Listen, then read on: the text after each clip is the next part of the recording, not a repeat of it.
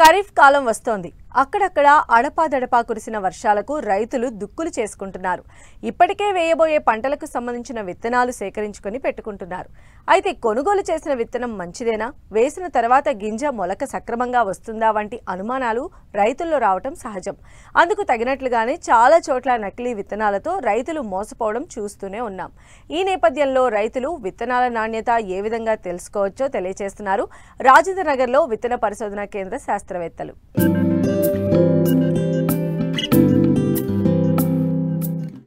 మన దేశం వ్యవసాయక దేశం. దాదాపు 65% పైగా వ్యవసాయంపైనే ఆధారపడి జీవనం సాగిస్తున్నారు. అయితే మారుతున్న వాతావరణ పరిస్థితుల వలన రైతులు ఎన్నో ఒడిదొడుకులు ఎదుర్కొంటున్నారు. ఈ ఏడాది ఋతుపవనాలు ఆశాజనకంగా ఉంటాయన్న వాతావరణ కేంద్రం సూచనలు రైతుల్లో కొత్త ఉత్సాహాన్ని నింపాయి. అందుకు అనుగుణంగానే వర్షాలు కురుస్తున్నాయి. ఇప్పటికే పొలం పనులను ప్రారంభించిన రైతులు దృష్టి పెట్టాల్సిన మరొక కీలక అంశం నాణ్యమైన విత్తనాల ఎంపిక. దాదాపు అన్ని రకాల పంటల్లోనూ హైబ్రిడ్లు రాజ్యమేలుతున్న ప్రస్తుత తరుణంలో రైతులు కాస్త మెలకువగా వ్యవహరించాలి. అధిక దిగుబడులు సాధించి మంచి ఫలసాయం పొందాలి అనేదే అందరి భావన. లాభసాటి పంటకు విత్తనం ప్రధానం. మొలక శాతం బాగా ఉన్న విత్తనాన్ని సేకరించుకోవాలి. విత్తనం కొనుగోలు చేశాక మొలక శాతాన్ని పరిశీలించి నాణ్యతా ప్రమాణాలకు అనుగుణంగా ఉంటేనే విత్తుకోవాలి. అయితే మొలక శాతాన్ని ఏ విధంగా తెలుసుకోవాలో తెలియజేస్తున్నారు Rajendranagar seed technology assistant professor doctor Y Bharathi. So విత్తన మొలక శాతాన్ని మేము 3 పద్ధతుల ద్వారా టెస్ట్ చేస్తామన్నమాట. ఫస్ట్ది టాప్ ఆఫ్ ద పేపర్, అంటే పెట్రీ ప్లేట్స్లో ఒక బ్లాటింగ్ పేపర్ పెట్టి దానిపైన మనము టెస్ట్ చేయవలసిన విత్తనాన్ని పెట్టుకుంటాము. ఆ విత్తనంని 25 నుంచి 50 విత్తనాలు, అంటే దాని సైజుని బట్టి. వెజిటబుల్ సీడ్స్ చాలా చిన్నగా ఉంటాయి, లైక్ టమోటా సీడ్ కానీ, చిల్లీ కానీ, బ్రింజాల్ కానీ, అలాంటి విత్తనాలని మనము ఈ top of the paper method Petri ప్లేట్లో పెట్టుకొని దాని యొక్క మొలక శాతాన్ని పరీక్షించుకుంటాము. రెండో మెథడ్ వచ్చేసి between paper towel method. So ఇది మనము ఒక 2 పేపర్ టవల్స్ని తీసుకుంటాము. ఒక పేపర్ టవల్ కింద ఉంటుంది, దానిపైన మనం విత్తనాన్ని పెడతాము. అంటే మనకి వచ్చినటువంటి సీడ్ లాట్ నుంచి మనము 400 విత్తనాలను సేకరిస్తాము. 400 విత్తనాలు తీసుకొని 100 చొప్పున 4 భాగాలుగా డివైడ్ చేసుకొని 400 అట్లా 4 పెట్టుకుంటాం అన్నమాట పేపర్ టవల్స్ని. సో 100 సీడ్కి ఎన్ని మొలకెత్తాయి అనేదాన్ని నిర్ధారిస్తాము. పంట రకాన్ని బట్టి కొన్ని ఏమో మనకి 7 రోజులకే వస్తాయి జర్మినేషన్, కొన్ని ఏమో మనకి 8 నుంచి 14 రోజుల వరకు కూడా జర్మినేషన్ టైం పడుతుంది. సో 7 రోజులకి మనం ఇప్పుడు నేను చూపించేటువంటి రకం వచ్చి మొక్కజొన్న రకము. సో దీంట్లో normal seedling, abnormal seedling, dead ఆ సీడ్లింగ్స్ కింద లెక్క కడతాం. నార్మల్ సీడ్లింగ్ అని అంటే మనకి రూట్ అండ్ షూట్ రేషియోని 2, రూట్ మంచిగా పెరిగి ఉండాలి, షూట్ కూడా అలానే మంచిగా పెరిగి ఉన్నదాన్ని నార్మల్ సీడ్లింగ్ కింద లెక్క కడతాం. ఎన్ని నార్మల్ సీడ్లింగ్స్ వచ్చాయి అని. తర్వాత అబ్నార్మల్ సీడ్లింగ్స్, ఈ మొక్కజొన్న గింజని కనుక చూసినట్లయితే దీంట్లో రూటు షూటు సరిగా పెరగలేదు, దీన్ని మనం అబ్నార్మల్ కింద లెక్క తీసుకుంటాం అన్నమాట.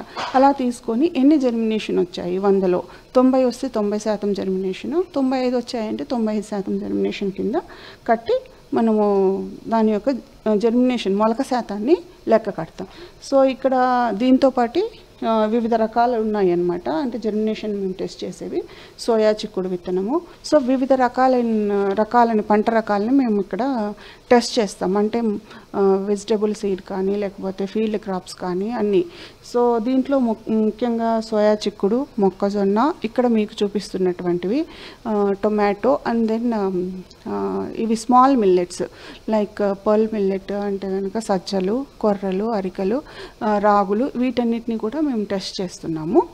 సో ఇది పేపర్ టవల్ మెథడ్, అంటే బిట్వీన్ పేపర్ మెథడ్. ఇంకో మెథడ్ వచ్చి శాండ్ మెథడ్. ట్రేలో మేము మనకి కావాల్సిన విత్తనాలు, అంటే మేము ఇక్కడ ప్యాడీ పెట్టాము, అంటే వరి రకాన్ని ఆ ట్రేలో పెట్టామన్నమాట. 100 సీడ్ని తీసుకొని 100 సీడ్ ఎన్ని జర్మినేషన్ వచ్చాయి.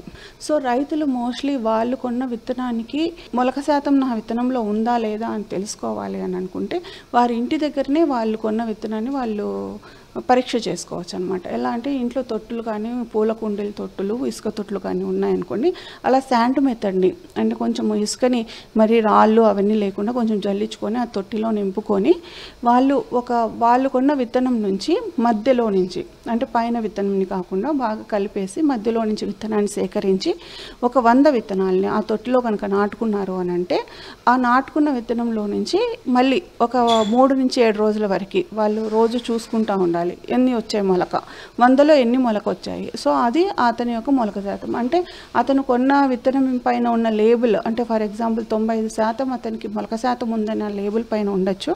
ఉన్నప్పుడు అతను టెస్ట్ చేసుకున్నప్పుడు ఎంత వచ్చింది శాతం, ఏమైనా తగ్గిందా, అదే ఆ లేబుల్ పైన ఉన్నటువంటి మొలక శాతమే ఉందా అని అతను కూడా ఇంటి దగ్గరే తను నాటకముందు అంటే వరి కాదు ఏదైనా పంటని తను నాటుకునే ముందు తను టెస్ట్ చేసుకోవచ్చు.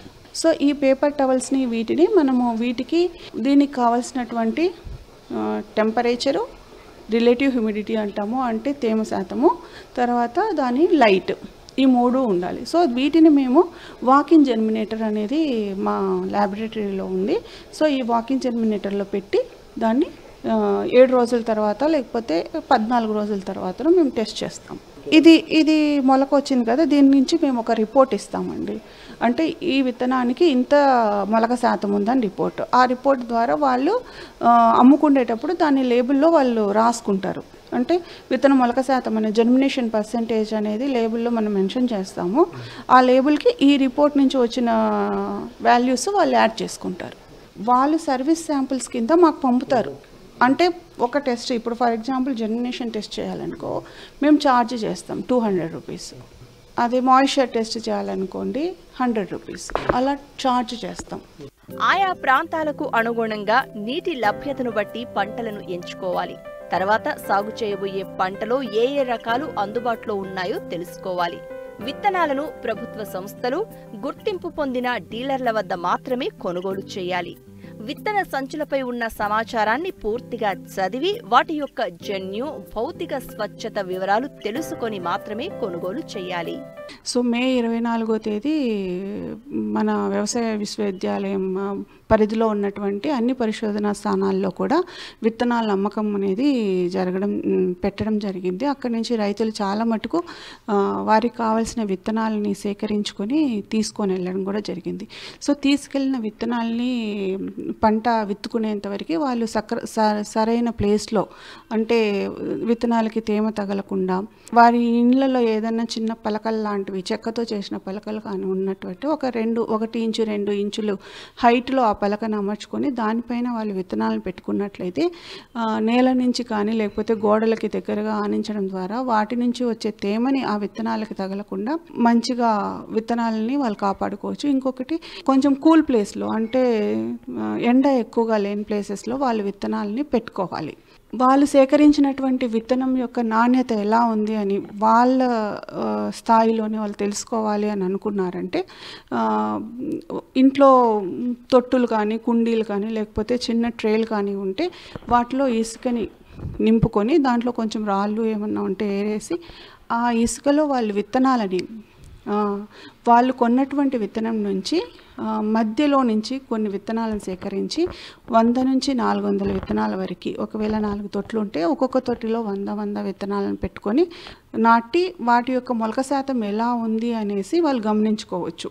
అంటే అతను కొన్న విత్తనం యొక్క మొలక శాతం కరెక్ట్గా ఉందా లేదా, ఎందుకు పరీక్షించుకోవాలి, ఈ మొలక శాతాన్ని మనం ఎందుకు పరీక్షించుకోవాలి అంటే విత్తనం యొక్క మొలక శాతం మంచిగా ఉంది అని అంటే దాని యొక్క విత్తన మోతాదును మనం తగ్గించుకోవచ్చు.